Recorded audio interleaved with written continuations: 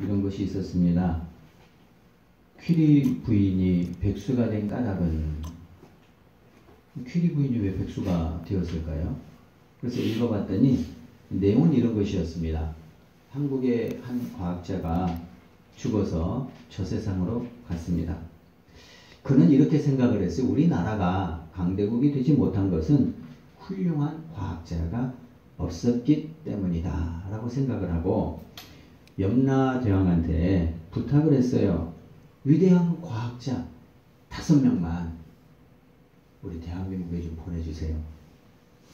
끈질긴 그의 부탁에 염라대왕은 마침내 위대한 과학자 5명을 한국에 보냈습니다. 퀴리 부인, 뉴턴, 아인슈타인, 에디슨, 갈릴레이, 정말 위대한 과학자 5명을 한국에 태어나게 했습니다. 그런데 수십 년이 지난 현재 이들이 모두 백수로 지내고 있다고 하는 것입니다.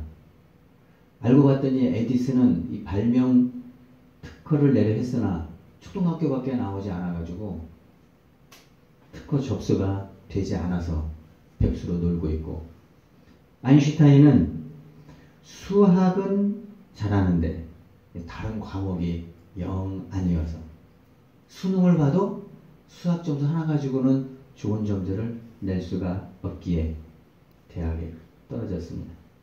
뉴턴은 대학원까지는 들어갔지만 제출한 논문을 어떤 교수도 이해할 수 없어서 학위를 받지 못했습니다. 갈릴레이는 우리나라 과학의 문제점 이것저것 이야기하다가 연구비가 끊겨서 역시 백수로 지내고 있고, 퀴리 부인은 우수한 성적으로 졸업한 다음에 이제 취직을 하려고 했는데 얼굴이 안 받쳐줘서 면접 볼 때마다 떨어져 백수로 지내고 있다고 하는 내용이었습니다. 아, 그렇구나. 세상은 외모를 보는구나. 그러나 감사하게도 하나님은 외모를 보시지 않고 우리 마음 중심을 보시는 거예요.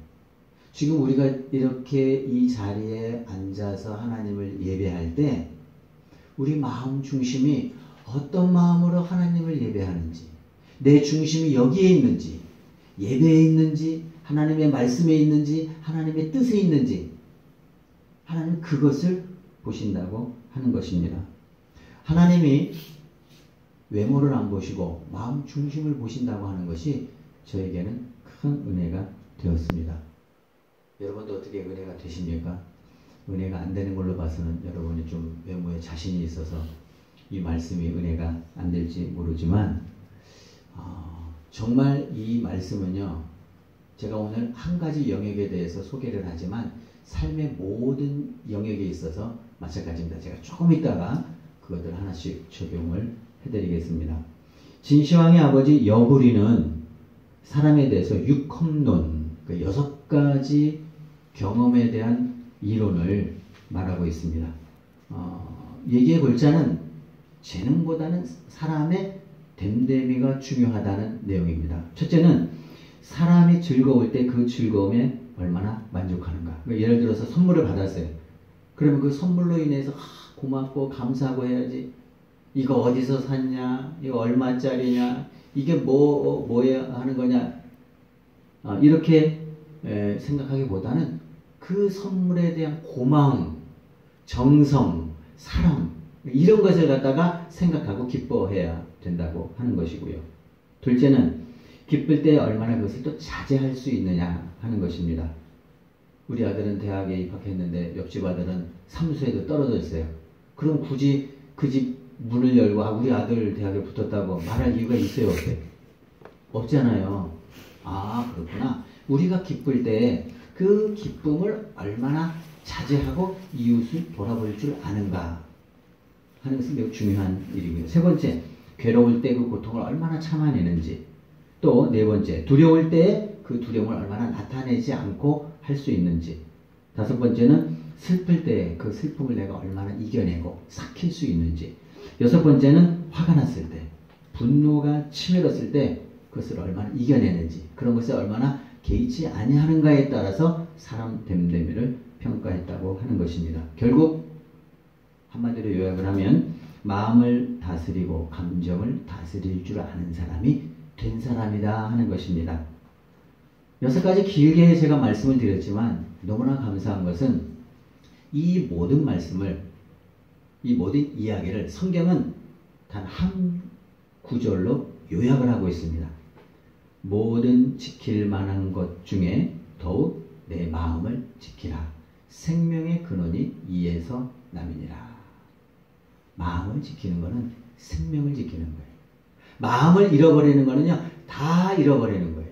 어떤 사건에 대해서 내 마음이 요동친다. 이미 나는 다 빼앗겨 버린 거예요.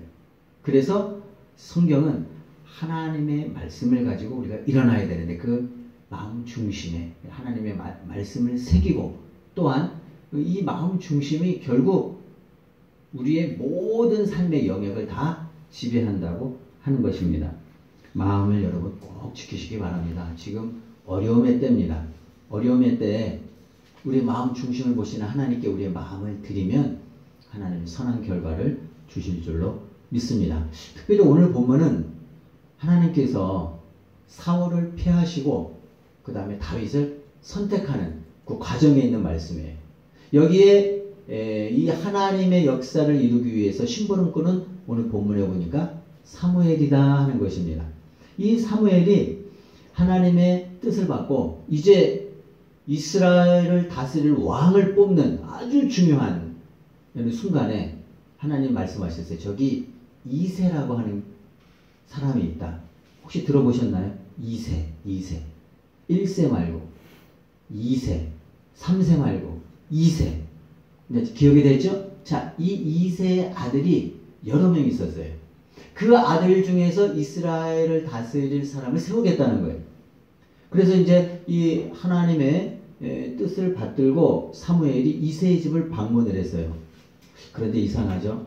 제가 보니까 오늘 본문 내용을 쭉 보니까 이새도 다윗을 그렇게 인정하지 않았던 것 같고 사무엘도 이 다윗에 대해서 뭐 특별히 뭐 어떤 생각이 없었던 것 같아요. 왜냐하면 이게 전부 인간적인 관점인 것이 뭐냐면 이 아들이 총 8명인데 7명이나 이제 한 사람씩 데리고 오는 거예요.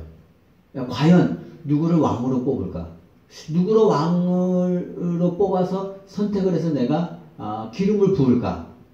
그런데 제일 첫째 아들이 나타났어요. 이름이 뭐죠? 여기 엘리압이라고 하는 아들이 있어요. 둘째 아들 보니까 아비나답, 뭐 셋째 아들 삼마.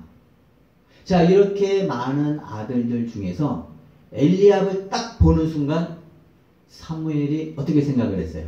야, 아마 키가 컸던 것 같고 인물도 잘생겼던 것 같고 아주 뛰어난 인물 같았어요. 왜 그런 줄 아세요? 사무엘이 첫눈에 반해버렸어요. 누구한테요? 엘리압한테. 여기 보니까 그래, 바로 이 사람이다. 6절에 나와 있죠? 한번 보겠습니다. 6절 말씀 시작. 그들이 오매 사무엘이 엘리압을 보고 마음에 이르기를 여호와의 기름 부으실 자가 과연 주님 앞에 있도다 하였더라. 과연 이 사람이다. 이 사람이 이스라엘의 왕이 될 사람들이야. 귀걸이 장대하고 멋있고 아주 샤프하고 하여튼 사무엘이 보기에 감탄할 정도였다고 하는 거죠. 그랬더니 아마 이 외모가 좀 출중하고 잘났던 것 같아요. 결국 사무엘도 뭘 봤어요? 외모를 봤네요. 외모를. 그러면 다윗의 아버지 이새는 어땠을 것 같아요? 자기 아들이 많잖아요. 첫째 아들 아주 마음에 들어. 둘째 아들도 마음에 들어. 당당하게 한 사람씩 보내는데 어떻게? 다윗은 보여줄 생각조차 안 해요. 7명이 다 아니라고 하니까 나중에는 뭐라 그래요? 아들 전부냐? 아닙니다. 그 하나가 있기는 한데 걔는 좀 영 시원치 않아서 걔는 뭐 안 보여줘도 아니다. 당장 데려오시오. 그래서 다윗을 데려올 정도로 아버지의 인정도 받지 못하고 사무엘이 보기에도 별 아니었던 것 같아요. 그런데 하나님은요, 사람의 외모를 보는 게 아니라 그 마음 중심을 봐요. 어떤 생각을 하는지, 어떤 마음을 가지고 있는지, 품고 있는지, 꿈이 무엇인지, 비전이 무엇인지, 그것을 본다고 하는 거죠. 뭐 사무엘이나 뭐 이새나 뭐 세상 사람들이나 다 똑같습니다. 다 외모를 봅니다. 그러나 기억하셔야 됩니다. 하나님은요, 우리 마음 중심을 보고 계세요. 하나님 쓰시는 사람은 어떤 사람이냐? 그 마음 중심이 하나님께로 향해 있는 사람을 쓰신다고 하는 것입니다. 사실은 우리가, 내가 뭐 주의가, 교회 안에서 뭐 좀 주의가, 사회적 주의가 높다고 해서 뭐 교만할 이유가 없어요. 왜냐하면 하나님 그런 걸로 평가하지 않아요. 재산의 정도, 배운 것, 재능, 인물, 이런 걸로 평가하지 않아요. 그것 때문에, 나는 그래도, 괜찮은 사람이 이렇게 생각할 이유가 없어요. 왜냐하면 하나님의 평가 기준이 그것이 아니기 때문에 그렇습니다. 정말로 외모가 출중하지 않은 사람들, 세상에서는 별 볼 일 없어 보이는 사람들이 하나님 앞에 크게 쓰임 받은 예는 너무나 많습니다.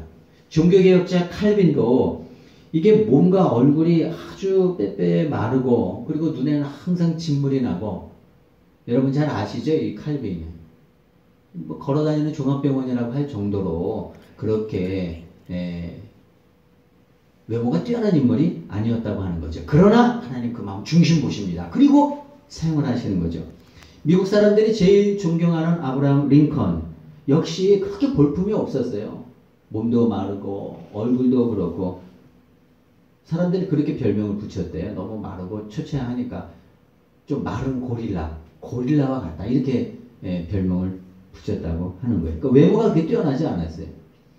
우리가 성경에서 참 좋아하는 그 바울 같은 사람도 외모가 그렇게 뛰어나지 않았어요. 더 나아가서는요, 예수님의 모습도 그렇게 볼품이 없었다. 성경에는 뭐라고 나오냐면은 고운 모양도 없고 풍채도 없은즉 우리의 보기에 흠모할 만한 아름다운 것이 없도다. 그러니까 예수님의 모습이 성화에서는 아름답게 나오잖아요. 멋있게 막 코도 오똑하고 막 눈만 보면 어떻게 해요? 막 빠져들 것 같지. 그런데 실제 예수님의 모습이 그러했을까? 아니라고 하는 거죠. 아니 그걸 어떻게 합니까? 아니 성경에 나왔거든요. 성경 이사야 53장 2절에 나왔어요. 고운 모양도 없고 풍채도 없어요. 보통 풍채가 있으면 어떻게 해요? 키가 190에 건장하고 딱 쓰기만 해도 엘리압처럼 이 사람이다. 이 사람 정말 큰 힘을 되겠다. 이렇게 보여야 되는데 예수님에게서는 그런 걸 찾아볼 수 없었다고 하는 거죠. 예수님은 어떻게 해요? 풍채가 없었어요. 풍채가. 그리고 우리의 보기에 흠모할 만한 아름다운 것이 없었다. 결국 뭐냐 하면 예수님도 그렇게 사람들이 보기에 이 사람이 참 우리를 구원할 위대한 사람이야. 힘도 있고 능력이 있고 권력도 있고 모든 것을 다 갖춘 그런 사람일 거라고 사람들이 기대하지 않았다고 하는 거죠. 실제 예수님의 모습은 어땠느냐? 안 봤는데 알 길이 없죠. 그러나 추측을 할 수 있습니다. 사람들하고 논쟁이 붙었어요. 예수님 말합니다. 아브라함이 나이 때 날 것을 갖다가 그렇게 기다리고 고대했는데 그렇게 보지 못하고 세상을 떴다. 그러니까 사람들이 뭐라 그래요? 아니 너가 어떻게, 아브라함이 그 오래된 2000년 전의 사람인데 네가 나이 50도 못 됐는데 어떻게 아브라함을 아느냐 그래요. 예수님이 그때 나이가 어땠어요? 많아요. 33이에요. 30대 초반의 사람 보고 네가 50도 못 돼 보이는데 그러냐 그러면 기분이 좋겠어요, 나쁘겠어요? 결코 예수님의 모습도 볼만한 모습은 아니었다고 하는 거죠. 누가 저한테 목사님 70도 안 돼 보입니다. 그럼 어떻게 해요? 지금 내 나이가 아주 한참 젊은데 60이라고 하거나 60도 안 돼 보이네. 그러면 이해가 되는데 목사님 아직 70도 안 돼 보여요. 그러면 저 사람이 나를 갖다가 어떻게 보는가 이렇게 생각할 거 아니에요. 예수님의 나이가 아주 젊은 청춘이에요. 30대 초반에. 그런데 사람들이 뭐라 그래요? 50도 안 돼 보이는데 이렇게 말하는 것은 예수님의 모습이 어떻게 해요? 결코 사람들이 보기에 멋있다, 능력 있게 보인다, 풍채가 좋다 이렇게 생각하지 않았다고 하는 것이죠. 실제로 고고학자들이 조사를 해봤대요. 고고학자들이 컴퓨터 그래픽을 이용해서 예수님의 얼굴을 재현을 해봤는데 과학기술 잡지 포퓰러 메커닉스의 호에서는 그 이스라엘과 영국의 법인류학자와 컴퓨터 프로그래머들이 야 예수님 얼굴이 어떻게 생겼을까 그것을 한번 재현해 봤다고 합니다. 결론이 어떻게 난 줄 아세요? 예수님의 키는 153cm에 짧은 곱슬머리 그리고 투박한 농부의 얼굴 툭 튀어나온 코 몸무게는 50kg 정도 될 것이다 추측을 했대요. 한마디로 말해서 볼품이 없었다고 하는 것입니다. 이렇게 많은 사람들이 볼품이 없었음에도 불구하고 그럼에도 불구하고 하나님이 그들을 사용하실 이유는 딱 한 가지죠. 뭐죠? 마음 중심을 보시기 때문입니다. 오늘 다윗이 어떤 사람이었길래 그러면 하나님의 선택을 받았을까? 다윗은 그 무엇보다도 특별한 것이 하나 있는데 성경에 보니까 그렇게 나옵니다. 사도행전에 보니까 내 마음에 합한 자다. 다른 건 모르겠어요. 다윗이 어떻게 생겼는지 그리고 뭐가 어떻게 되었는지는 다 모르겠지만 딱 한 가지 하나님 마음에 드는 거. 하나님 마음에 합한 자. 하나님 마음에 딱 맞았다고 하는 거죠. 무엇이? 생각하는 것이요. 우리가 생각하는 것이 하나님의 마음에 딱 맞기만 하면 하나님이 그 사람을 들어서 사용하신다고 하는 것입니다. 왜 그러면 사울을 버리고 다윗을 택했을까? 이유는 간단하더라고요. 사울과 다윗이 한 가지 큰 차이점이 있었는데 사울은 처음에는 겸손했지만 나중에는 교만한 사람이 되어져 버렸어요. 저는요, 제가 그 교회 생활하면서 이런 사람 많이 봤어요. 처음에는 정말 하나님 앞에 나 같은 것 구원해 주셔서 감사합니다. 그리고 겸손했는데 나중에 가니까 다 목에 힘주고 다니고 그런 사람들 여기 주변에 많이 있어요. 왜 그럴까? 그런데 다윗은 달랐다고 하는 거죠. 처음부터 마지막까지 물론 잘못하면 어떻게 해요? 하나님께 용서를 구하고 그 일생에 하나님을 최우선으로 여기고 그리고 가장 겸손한 모습으로 살았기 때문에 하나님이 그를 지켜주셨다고 하는 거예요. 제가 신학교 다닐 때 최인기 교수님이 계셨어요. 최인기. 인기가 많아서 인기가 아니라 그 교수님 이름이 진짜 인기예요. 어떻게 그렇게 지었는지는 모르겠는데 최씨거든요. 최고로 인기가 많은. 그런데 그 교수님이 진짜 인기가 많아요. 왜냐하면 겸손했거든요. 그러니까 학생들이 다 좋아해요. 그 교수님하고 대화하면 어떻게 해요? 마음의 상처를 안 받고 참 훌륭한 교수님이다. 그래서 막 학생들을 이게 재밌는 것들을 갖다가 알려주고 같이 어울리고 그래서 저분이 우리는 원래 그런 줄 알았어요. 그런데 원래 그런 분이 아니에요. 그분이 나중에 그렇게 이야기하더라고요. 그분이 교육 전도사 시절에 막 설교를 하면 사람들이 그렇게 은혜를 받고 막 부흥한다는 거예요. 수십 명, 수백 명씩 막 몰려온다는 거예요. 그래서 제가 생각했죠. 야, 내가 교육 전도사인데 이 정도 했으면 내가 단임 목사로 나가면 정말 수천 명이 모이겠구나. 그리고 막 어깨에 힘이 들어가고 그때부터 이제 교만해지기 시작했다는 거예요. 자기가 잘난 줄 알고 자기가 능력이 있어서 그런 줄 알고 그런데 어느 날 큰 빌딩에서 정문을 나가려고 하는 순간에 갑자기 위에서 샷다문이 자기 코앞으로 확 떨어지더래요. 한 발자국 더 나가면 어떻게 해요? 코고 머리고 다 잘려나가고 그냥 완전히 자기는 거기에 죽을 수밖에 없는 그런 상황이었다고 하는 거죠. 그때 아이고 겸손해야 되겠구나. 그거를 깨달았대요. 이거 별거 아니구나. 내가 하는 게 아니구나. 그냥 그 순간 그 이후로 하나님 앞에 이거 하나님이 참 봐주시는 거구나. 하나님이 살려주시는 거구나. 그분이 그것을 경험한 다음에 완전히 달라졌다고 하는 거죠. 그래서 학생들에게 친근하게 하고 겸손하고 그 교수님에게서 그 경험은요. 일생일대에 자기를 변화시키는 경험이에요.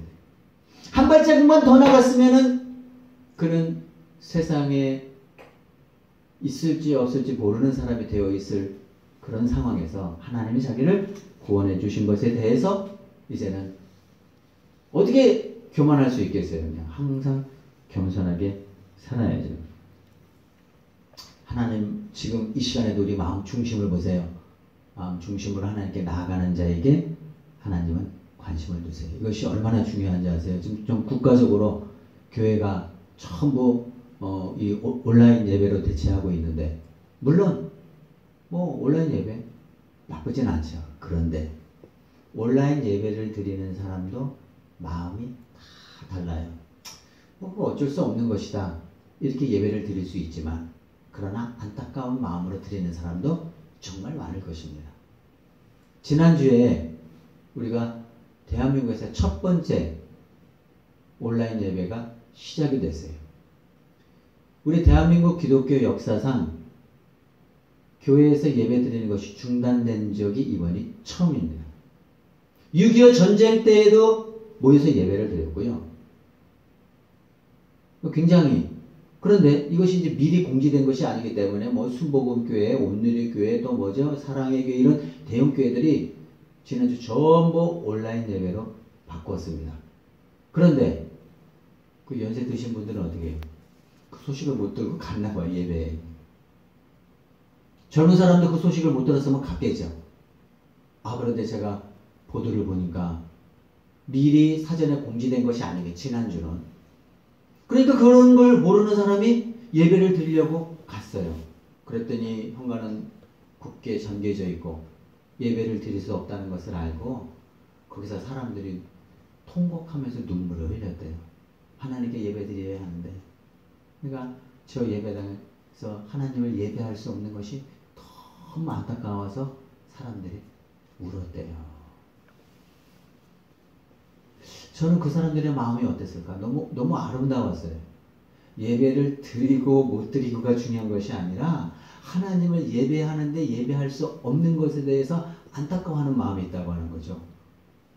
이럴 때는 뭐 온라인 예배 드릴 수 있죠. 그런데 온라인 예배를 드리면서도 어쩔 수 없는 것이다 라고 생각하는 사람이 있고, 아니야, 우리는 다시 모여서 예배할 수 있는 날을 소망하고 고대하고, 이렇게 온라인 예배 밖에 드릴 수 없는 것에 대해서 안타까워하는 마음으로 드리는 사람이 있다고 하는 거예요. 예배 자리는 똑같습니다. 그냥 집이에요. 온라인으로 예배를 드려요. 그러나 어떤 사람은 어쩔 수 없는 것이다 라고 생각하는 사람이 있는가 하면은, 그래도 하나님의 성전에서 예배를 드릴 수 없다고 하는 것에 대한 안타까운 마음. 우리 한국교회가 정말 이때 다시 한번 예배를 회복하고 일어나야 되는데, 그렇게 하지 못함으로 인해서 어쩔 수 없는 환경에서 예배를 드리지만 거기서 안타까워하는 그 사람의 마음을 주님이 모르시겠어요? 저는 완전히 다르다고 생각합니다. 왜냐하면 하나님은 마음 중심을 보기 때문에. 온라인 예배를 드리면서도 그 가운데서 하나님께 향한 그런 열망을 가지고 드리는 사람들이 있다면 하나님 그 사람을 기억해 주신다고 하는 것입니다. 뿐만 아니라 정말 하나님이 이 어려운 가운데도 살 사람은 다 살게 해주시더라고요. 지난주에 제보가 와서 누구죠? 매제가 와가지고 그런 이야기를 하더라고요. 자기네 교회에 어떤 집사님이 있었는데 굉장히 어려웠대, 사업을 하는데. 그러면서 나한테 뭐라 그러냐면, 형님, 그 집사님이 그렇게 어려웠는데, 근데 그 교회 건축 중이 지금 이제 거의 다 돼가는 것 같아요. 그렇게 어려움에도 불구하고 1억을 헌금을 했다는 거예요. 그러냐고. 1억을 헌금할 수 있는 거잖아요. 그런데 그 사람이 그렇게 어려웠는데 이번에 이 코로나19로 인해서 대박이 났대요. 그 무슨 말이냐고. 세정제를 갖다가 옛날에 만들어 놓고 그게 막 창고에 쌓여 있어가지고 이게 처치 곤란이고 어떻게 해야 되는데, 갑자기 이게 코로나가 터지면서 이 손 세정제가 막 불티나게 팔리기 시작했다는 거예요. 돈을요 어마어마하게 벌었다는 거예요. 그래서 제가 생각을 했어요. 야, 정말 이 어려운 가운데서도 그 공장에 쌓아놓았던 그 세정자를 갖다가 처치 곤란이고 막 경제적으로 허덕일 때 하나님을 향해서 교회를 향해서 아주 작은 것을 드렸단 말이죠. 물론 작지는 않죠. 엄청 큰 거죠. 그런데 제 마음 가운데 들리는 건 저거는 마음이